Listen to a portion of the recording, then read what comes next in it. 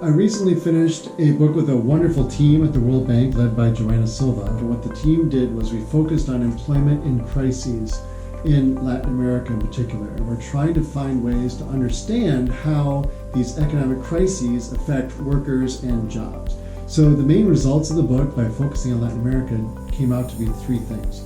The first thing that came out was that these economic crises, like the kind we saw with COVID and also the global financial crisis, leads to very long-lasting effects on employment. We see a reduction in formal employment, so more people move into the informal sector, and we also see this contraction of opportunities. So when employment crises hit, formal sector firms don't hire as much, and this means that people with education and opportunity just can't find a job, and that creates long-lasting effects. The second main result is what we call scarring, is that obviously when you lose a job or you can't find a job, you're having a hard time in the labor market, this can have serious emotional impacts, of course, but we also find that the professional impacts are significant and long-lasting.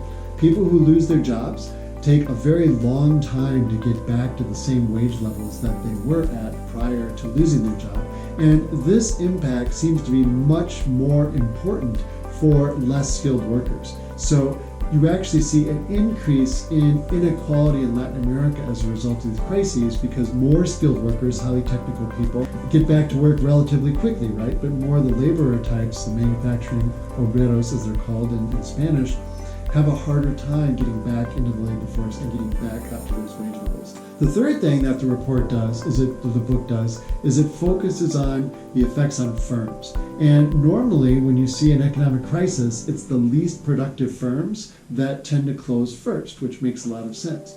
This phenomenon is actually called a cleansing effect or an increased efficiency effect, because basically the crisis weeds out or closes down the least efficient firms. The problem in Latin America that we document and discuss is that a lot of times governments are protecting certain sectors of the economy, making it more difficult for this natural cleansing effect to take place. And so even though there might be some preservation of jobs kind of in the short run, you don't get those long run gains in productivity, which are necessary for economic growth. We have three policy prescriptions as well. So the first one is that we know that these crises are very damaging in a number of ways, both for workers and firms. So Latin America has done a really good job overall at trying to reduce macroeconomic volatility. So it used to be over the last 50 years that these crises came with high frequency and great severity.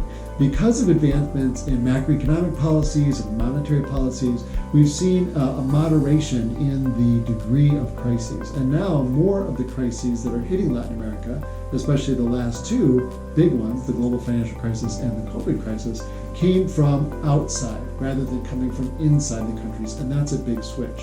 However, we also notice that external crises still happen, and as a result, governments need to be able to respond to those with appropriate policies to still mitigate those economic crises through automatic stabilizers, unemployment insurance, which are not widespread in Latin America. The second one is we also encourage governments to increase their capacity for social protection. So this would mean unemployment programs that are transferable, that might go with workers. Right now, Latin America protects workers through restrictions on hiring and firing.